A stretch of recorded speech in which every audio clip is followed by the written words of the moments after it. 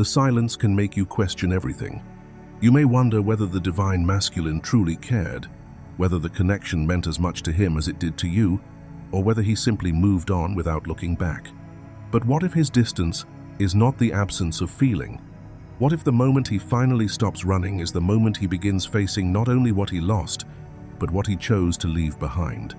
That is where regret can begin, not as punishment, guilt, or shame, but as the quiet realization that fear, avoidance, or emotional unreadiness may have pushed him away from something his heart never fully forgot. In today's video, we will explore what happens when the divine masculine can no longer escape what remains unresolved within him. You will discover why regret may surface after separation, how silence can hide a deeper emotional process, and why what once caused him to run may eventually become the very thing that forces him to awaken. This is not about blaming the masculine or idealizing the feminine.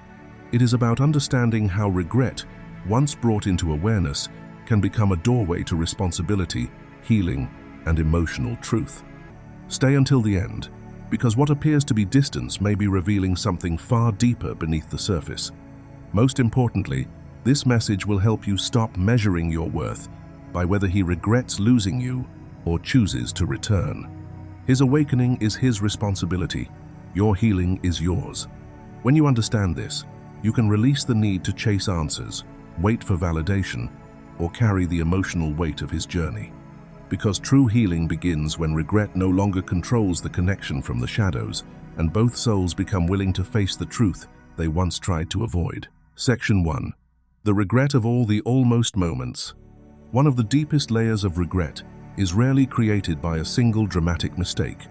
More often, it is built quietly through a collection of almost moments, moments that seemed small when they happened, yet become increasingly meaningful when viewed from the distance of separation. The divine masculine may eventually remember all the times he almost reached out, almost stayed in the conversation, almost admitted what was happening inside his heart, or almost allowed himself to be fully seen.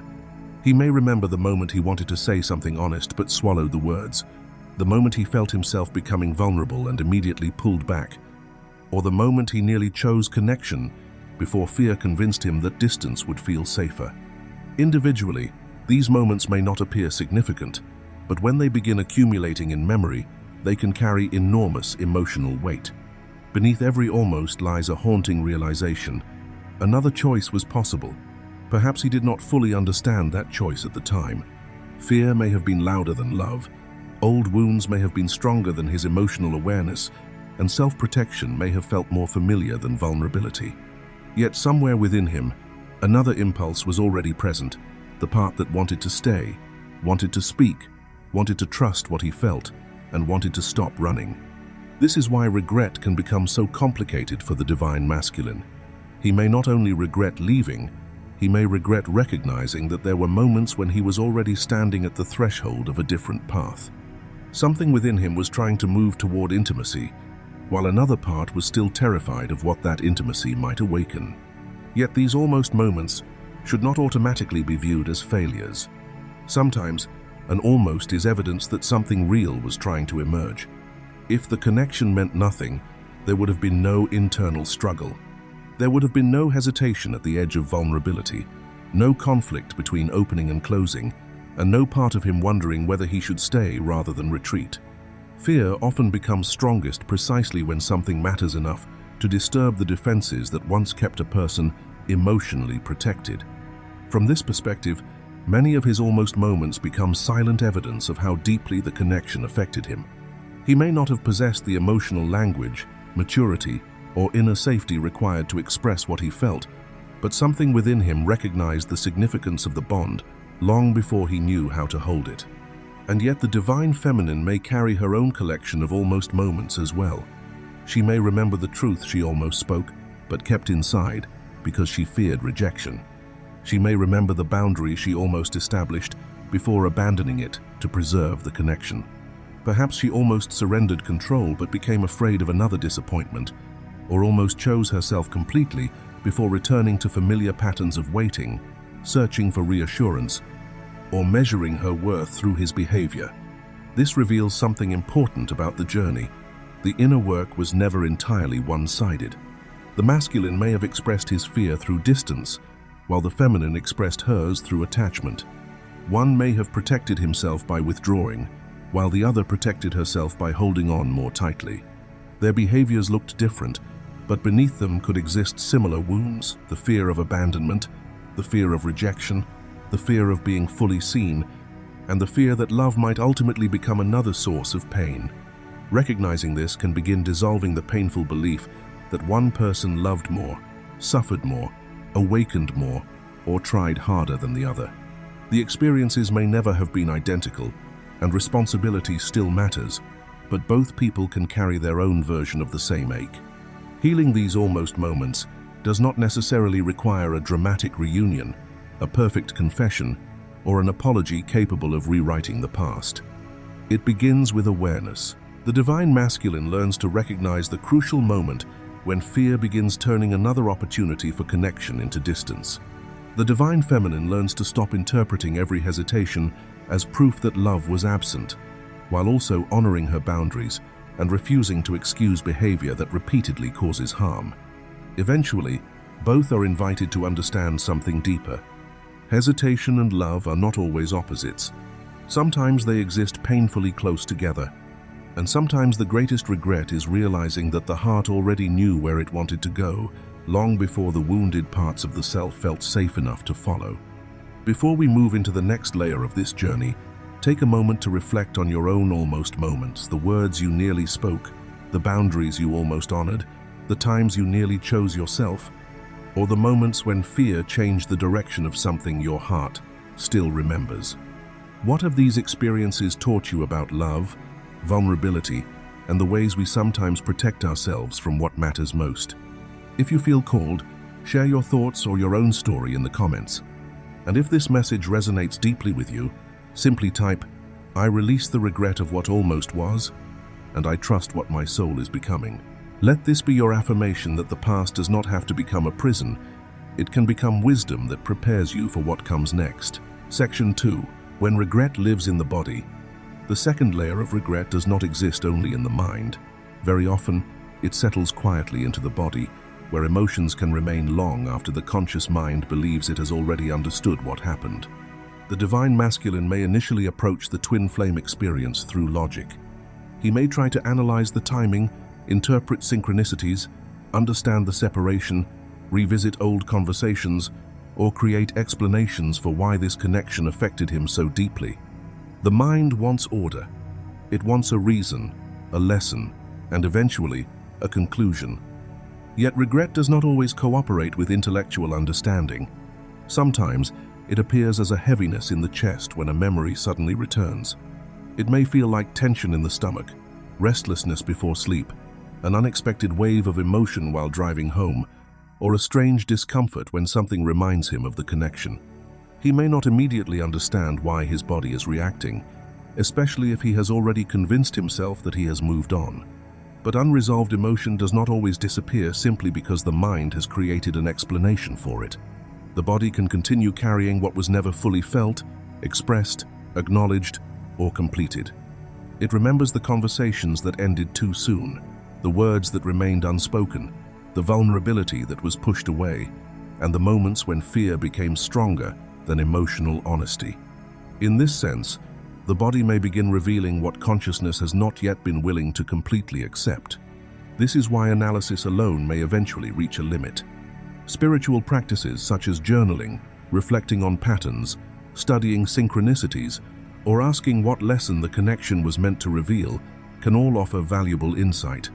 They can help both the masculine and feminine understand the deeper emotional patterns beneath their experience. Yet some feelings cannot be transformed merely by understanding them intellectually. At some point, certain emotions must simply be allowed to exist. For the masculine, this can be especially challenging if he has learned to survive difficult emotions by thinking rather than feeling.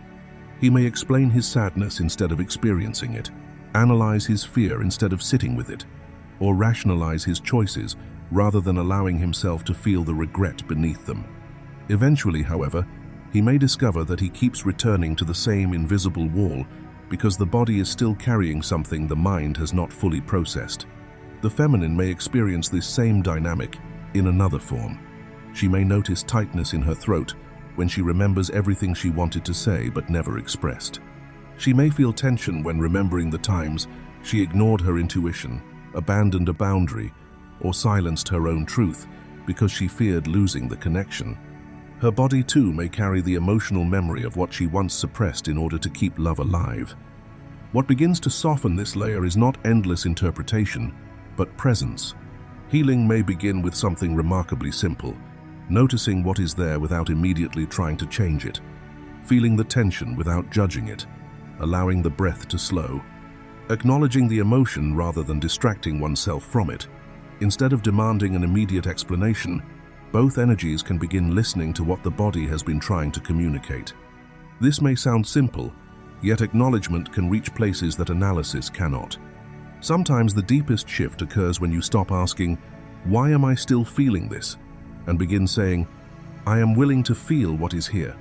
Both the divine masculine and divine feminine are therefore invited to stop placing the entire healing journey in the hands of the mind. The body has been part of this experience from the beginning. It has carried what was feared, swallowed, postponed, resisted, and left unfinished.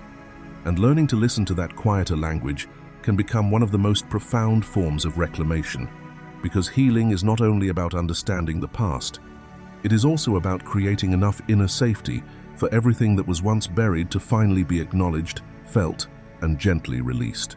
Section 3. The identity built around protection. The third layer of regret reaches beyond what happened within the connection and begins touching something even more personal: identity. It concerns the version of the self that was gradually created to survive the intensity of the connection, rather than honor what the connection was trying to reveal. During separation, protection can slowly begin disguising itself as strength. Distance may start feeling like power. Silence may feel like control.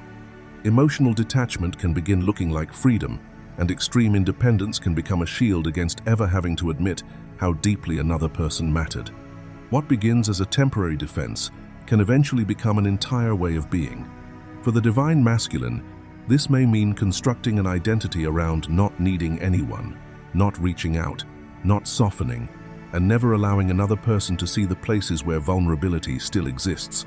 He may convince himself that strength means remaining unaffected, that emotional control means suppressing what he feels, or that moving forward requires becoming unreachable.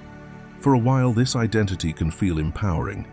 It can create the illusion that everything is under control. If he does not speak, he cannot be rejected. If he does not reveal his feelings, they cannot be used against him. If he remains distant, he does not have to confront the possibility that someone reached a part of him he had spent years learning how to protect. Yet beneath that armor, another form of regret may quietly begin growing. He may eventually realize that, in trying so hard not to feel vulnerable, he became someone he no longer fully recognizes. The regret is not only that he created distance from the feminine, but that he may also have created distance from himself. Somewhere between protecting his heart and proving that he could survive without the connection, he may have lost contact with a softer, more emotionally honest version of who he was. This is important because the armor is rarely the deepest identity. It is often a survival structure built around fear. Perhaps vulnerability once felt unsafe. Perhaps emotional openness was associated with rejection, abandonment, disappointment, or loss of control. In that case, the protective identity did not appear without reason. It served a purpose. It helped him function when his inner world felt too exposed. The difficulty begins when temporary protection becomes permanent personality. The longer someone lives inside emotional armor, the easier it becomes to forget that it was ever armor at all. Detachment becomes who I am. Silence becomes how I handle things. Avoidance becomes independence. The person beneath the defenses becomes increasingly difficult to recognize. This is where the deeper regret may emerge. It may have less to do with losing the divine feminine and more to do with losing contact with the version of himself that was capable of tenderness, curiosity, openness, and emotional truth. He may begin remembering who he was before self-protection became more important than authenticity, and that recognition can be deeply confronting. Yet this pattern does not belong only to the masculine. The divine feminine can build her own protective identity as well. After experiencing disappointment or emotional uncertainty, she may become fiercely independent, emotionally detached, or determined to appear completely unaffected. She may tell herself that she no longer needs anyone, that softness makes her vulnerable, or that caring deeply gives another person too much power. What looks like empowerment can sometimes hide exhaustion. She may become so committed to never being hurt again that she also closes the door to parts of herself that once felt natural: tenderness, receptivity, trust, and emotional openness. In this way, both energies can eventually become strangers to the very qualities the connection originally awakened within them. The invitation is not to tear down every defense at once. Protection often developed for a reason, and healing does not require judging the self for needing it. Instead, the invitation is to notice where armor that was once necessary has quietly become an identity that now limits emotional freedom. There is a powerful difference between having boundaries and building walls around the heart. Real strength does not mean having no emotional needs. It does not mean becoming unreachable, invulnerable, or completely self-sufficient. Real strength means becoming secure enough to acknowledge what you feel without allowing those feelings to erase your dignity, boundaries, or sovereignty.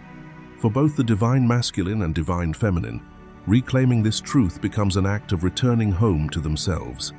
Not to win someone back, not to force reunion, not to prove that the connection was destined, but to remember who they were beneath the defenses and to discover that vulnerability and sovereignty were never meant to be enemies. Sometimes the deepest healing begins when the armor is no longer mistaken for the soul, and the person underneath finally feels safe enough to come forward again. Imagine a divine masculine who once expressed himself freely with the feminine, sharing his fears, dreams, uncertainties, and even the parts of himself he rarely showed anyone else. But after separation, the vulnerability he once experienced begins to feel dangerous. He tells himself that he is stronger now because he no longer reaches out, no longer checks whether she is thinking about him, and no longer allows anyone to see that the connection still affects him. He pours himself into work, keeps conversations emotionally shallow, and proudly repeats that he does not need anyone. From the outside, he may appear completely independent and in control. Yet one quiet evening, perhaps after hearing a familiar song or remembering an ordinary moment they once shared, he suddenly realizes that what he has been calling strength has actually become a wall. He did not simply protect himself from the possibility of being hurt again, he also protected himself from tenderness, intimacy, and the ability to be fully known. At that moment, the regret may not be, "I should have fought harder to keep her." It may be something deeper. When did I become someone who is afraid to feel? The feminine can experience a similar realization when she notices that her determination to prove she needs no one has made receiving love feel almost as threatening as losing it. This is where healing begins, not by immediately removing every defense, but by recognizing that a protective identity created during pain does not have to become a permanent definition of who you are. Sometimes returning to yourself simply means allowing strength and softness to exist in the same heart again. Section 4. Understanding the deeper soul agreement. The fourth layer of regret takes us beyond psychology and into the spiritual dimension of the twin flame journey, where many traditions speak of soul contracts, sacred agreements, or lessons chosen before entering this lifetime. From this perspective, the connection between the divine masculine and divine feminine may not be random at all. Both souls may have entered the relationship carrying different roles, wounds, and lessons, with separation becoming part of an awakening process that comfort alone could never have created. Within this deeper agreement, the masculine may become the energy that creates distance. His fear, withdrawal, emotional confusion, or inability to remain fully present may become the very catalyst that forces the feminine to turn inward. What initially feels like rejection can eventually confront her with one of the most difficult lessons of the journey, learning to recognize her wholeness without needing another person's presence, attention, reassurance, or validation to prove that she is worthy of love. From this perspective, the distance was not necessarily meaningless. Yet this understanding must never become an excuse for harmful behavior. Spiritual language should not be used to justify disrespect, manipulation, neglect, dishonesty, or emotional irresponsibility. A soul lesson does not remove human accountability. What it can do, however, is allow both people to see the experience through a wider lens. For the divine masculine, this may dramatically change the nature of his regret. He may not simply look back and regret the choices he made from fear. He may also begin realizing how difficult it was to carry the role he unconsciously played within the connection. At the level of the soul, an agreement may sound simple: create distance, trigger awakening, learn surrender, discover self-worth, return to truth. But those lessons must still be lived through a human nervous system, a human heart, and a human life. And that is where the spiritual story becomes painfully real. The masculine may have had to experience loneliness, confusion, longing, guilt, fear, and the consequences of his own emotional avoidance before understanding what the connection was trying to reveal within him. What once appeared to be freedom through running may eventually feel like separation from something deeply meaningful. He may begin to understand that awakening is not always a beautiful revelation. Sometimes it arrives through the recognition of what fear caused you to leave behind. But the feminine also carries tremendous weight within this agreement. Her role is not simply to wait for him to awaken. Her lesson may be to remain rooted in her own light when every wounded part of her wants to chase, demand proof, force clarity, or abandon herself to keep the connection alive. She may have to learn that loving someone does not require losing herself, and that devotion is very different from self-abandonment. This is why neither role within the twin flame dynamic is effortless. One may be challenged through distance and avoidance, while the other is challenged through attachment and longing. One may have to learn how to stay, while the other must learn when to stop chasing. Both are being asked to confront patterns they might never have willingly chosen to face. And when this deeper understanding begins to emerge, regret can slowly transform into something more sacred: reverence. Not reverence for suffering, and certainly not the glorification of pain, but respect for the magnitude of transformation both souls were required to undergo. What once appeared to be a simple story of one person abandoning another may begin to reveal something far more complex. It may be the story of two people being pushed toward lessons neither would have voluntarily chosen, yet both deeply needed in order to become more conscious, more whole, and more capable of experiencing love without losing themselves within it. If you have made it this far, take a moment to reflect on your own journey. Perhaps what once looked like rejection, abandonment, or meaningless separation is beginning to reveal a deeper lesson about your worth, your boundaries, and the person you are becoming. You do not have to understand every part of the soul agreement today, but you can honor what this experience has awakened within you. If you feel called, share your story in the comments and tell us what separation has taught you about yourself. And if you would rather simply anchor this message into your heart, type, "I honor the lesson, I release the pain, and I trust the growth unfolding within me." Let that be your affirmation that you are no longer defined by what happened between you, but by the wisdom, strength, and wholeness you are choosing now. And with that awareness, we can move into the next layer of this journey. Section 5. The illusion of wrong timing. The fifth layer of regret is deeply connected to time, especially the painful belief that something meaningful happened too late, that an opportunity was missed, or that awakening arrived only after the distance had already become too great. The divine masculine may look back and replay certain moments repeatedly, wondering what might have changed if he had reached out sooner, stayed a little longer, spoken honestly before fear closed his heart, or recognized the significance of the connection before separation became so deep. In those moments, regret can create the illusion that timing was entirely within his control, as though everything could have unfolded differently if he had simply made the right decision at the right moment. Yet within the spiritual understanding of the twin flame journey, timing rarely follows a straight line. These connections often seem to unfold through cycles of closeness and distance, awakening and resistance, silence and remembrance, endings that become beginnings, and pauses that later reveal themselves as necessary periods of transformation. What appears late from the human perspective may, from a deeper perspective, have arrived exactly when both souls finally had the capacity to understand what the experience was trying to teach them. If the masculine had returned before confronting the wounds, fears, and protective patterns that caused him to run in the first place, reunion might only have recreated the same instability under a different name. The connection could have resumed physically while remaining emotionally unchanged. The same fears would eventually rise again because proximity cannot heal what someone is still unwilling or unable to face within themselves. The same truth applies to the divine feminine.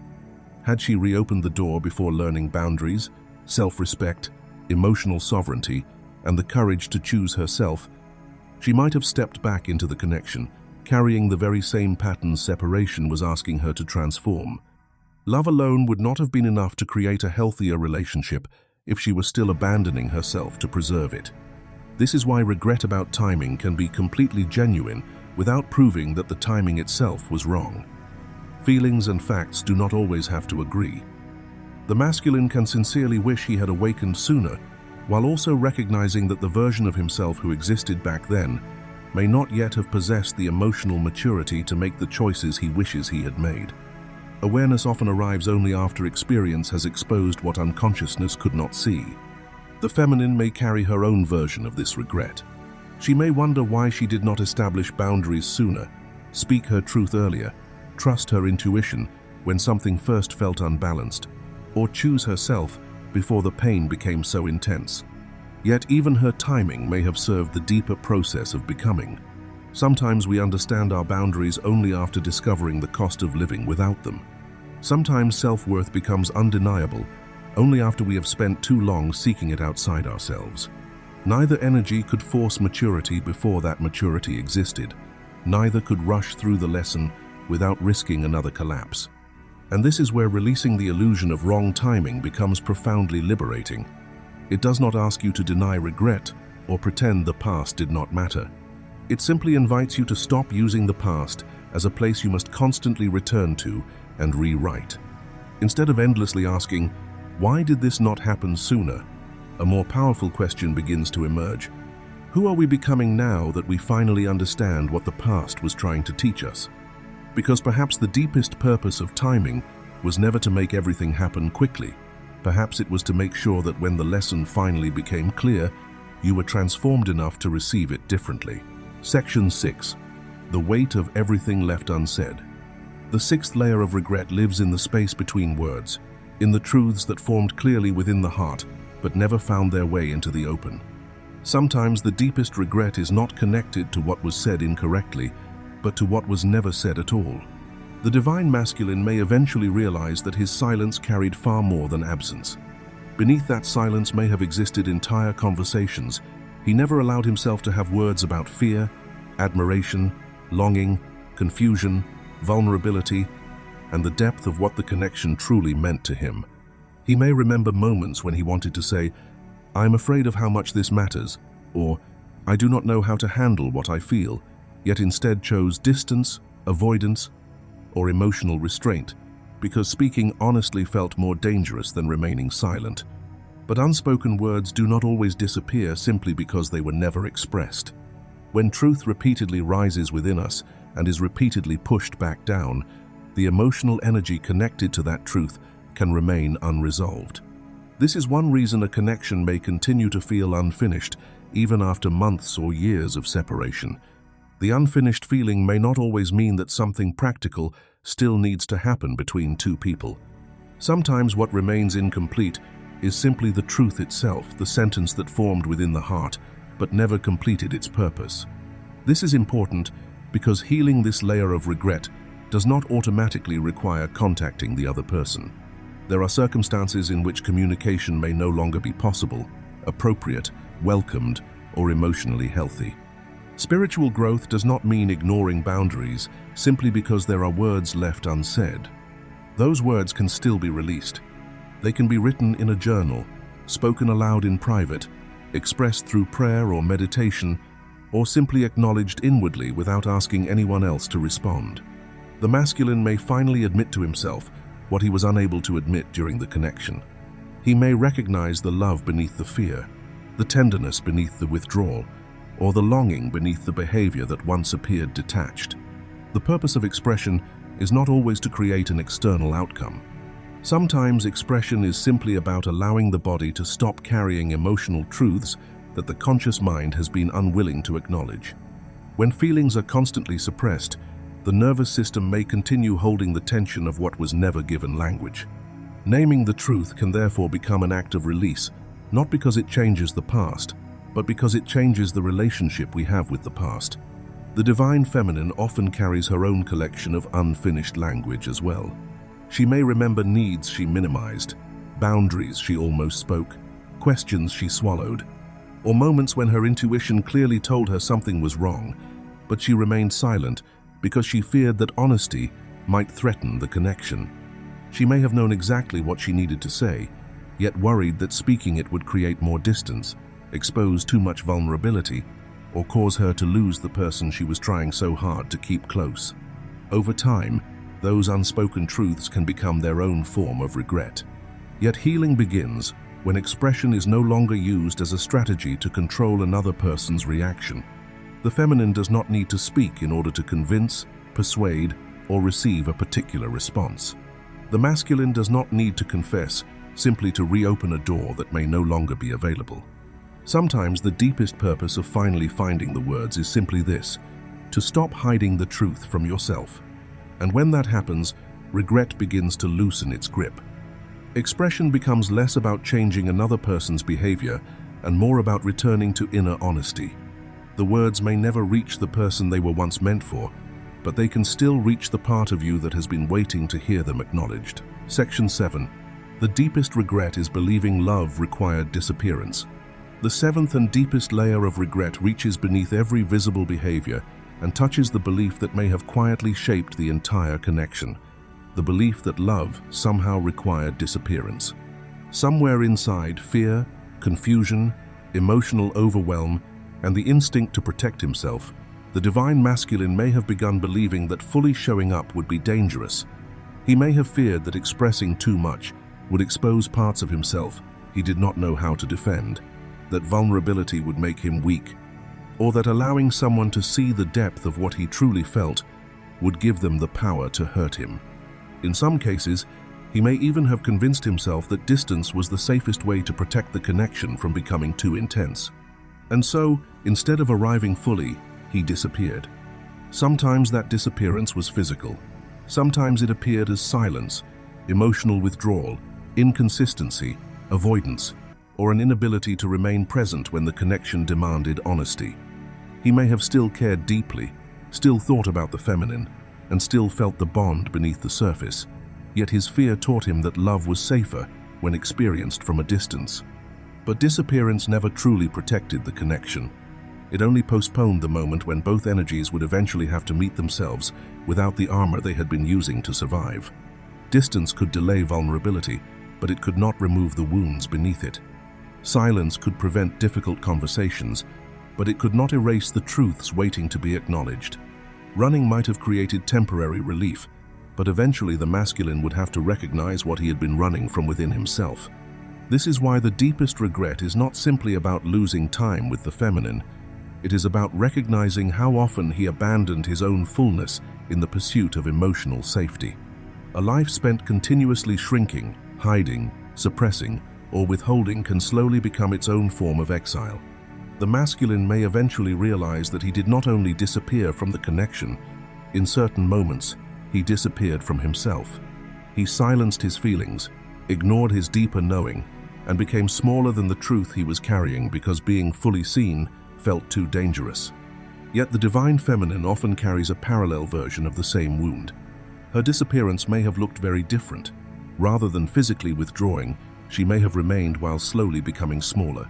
She may remember moments when she softened her truth, minimized her needs, became quieter, more agreeable, or less expressive, because she feared that being completely herself would push the masculine farther away. She may have ignored her intuition, tolerated uncertainty longer than felt healthy, compromised boundaries, or convinced herself that love required patience, even when patience was beginning to look like self-abandonment. She may have feared that her truth was too much. And so, While the masculine disappeared through distance, the feminine may have disappeared through accommodation. In different ways, both energies were learning the same lesson. One withdrew to avoid being vulnerable, while the other sometimes diminished herself to avoid being left. Both were attempting to preserve love by becoming less present within themselves. This is why healing cannot simply mean that one person finally returns, while the other remains exactly where separation left them. Healing requires both energies to stop disappearing from their own lives. The divine masculine must learn to arrive as himself, not as a perfected version, not as a performance designed to regain access to the feminine, and not as someone temporarily saying the right things to reopen a closed door. His presence must become authentic. His words, choices, emotional availability, and actions must begin reflecting who he truly is, rather than who fear taught him to become. And the divine feminine must also learn to arrive fully as herself. She cannot build a healthy reunion by carefully adjusting her personality, silencing her needs, weakening her boundaries, or becoming easier to hold simply so the masculine will remain. Her wholeness is not something she should negotiate in exchange for connection, because full presence can only truly meet full presence. When both energies stop abandoning themselves, reunion begins to mean something far deeper than physical proximity. It is no longer simply two people returning to the same relationship. It becomes two people meeting again from a different level of consciousness, two people capable of standing inside their own truth without disappearing, shrinking, chasing, or hiding. And perhaps this is the deepest healing hidden inside regret, realizing that love was never asking either person to vanish. It was asking both of them to finally arrive. This is where the deeper purpose of regret finally begins to reveal itself. Regret was never meant to become a life sentence. It was never meant to keep the divine masculine imprisoned in guilt, or the divine feminine suspended in waiting. Regret is a teacher wearing an uncomfortable disguise, often arriving first as longing, disappointment, grief, or the painful realization that something precious could have been handled differently. Yet beneath all of those emotions is an invitation to awaken. Every almost moment, every truth that remained unspoken, every wall built around the heart, every season of distance, and every moment that appeared to arrive at the wrong time has carried a lesson within it. Perhaps the greatest lesson is this: you cannot change what happened, but you can decide who you become because of it. The divine masculine is not meant to carry the past forever, endlessly replaying the moments when he could have stayed, spoken, opened, or chosen differently. And the divine feminine is not meant to organize her life around the hope that one day he will finally understand everything she already understands. Both energies are being invited into something greater now. They are being asked to release the weight of what did not happen so they can become emotionally, spiritually, and consciously available for what still can. Because the twin flame journey was never demanding perfection from either soul. It was asking for something much more difficult and much more courageous. The willingness to stop disappearing. To stop disappearing from uncomfortable emotions. To stop disappearing when vulnerability becomes frightening. To stop abandoning yourself when another person becomes uncertain. To stop shrinking your truth simply because love feels fragile. And most importantly, that courage does not need to wait for reunion. It begins now. It begins every time you speak honestly instead of hiding behind fear. It begins when you honor your boundaries without guilt, when you allow yourself to feel without becoming consumed by the feeling, when you respect your needs, and when you refuse to abandon your own life simply because someone else has not yet decided how they will participate in it. The past does not need to be erased for healing to occur. Regret does not even need to disappear completely before transformation begins. It simply needs to stop becoming the force that keeps your heart facing backward. Let regret become evidence of what you now understand. Let it become wisdom instead of punishment. Let every almost moment remind you to choose presence when the next real moment arrives. Let every word you once swallowed teach you the importance of speaking truth when truth asks to be spoken. Let every season of separation remind you that love should never require you to disappear from yourself. The divine masculine can begin releasing the belief that love requires retreat, avoidance, or emotional armor. The divine feminine can begin releasing the belief that love requires waiting endlessly, proving her worth, or making herself smaller so someone else will finally feel ready. Both can stand fully within themselves, and perhaps that has always been one of the deepest purposes of this journey. Not for two imperfect people to somehow become flawless enough for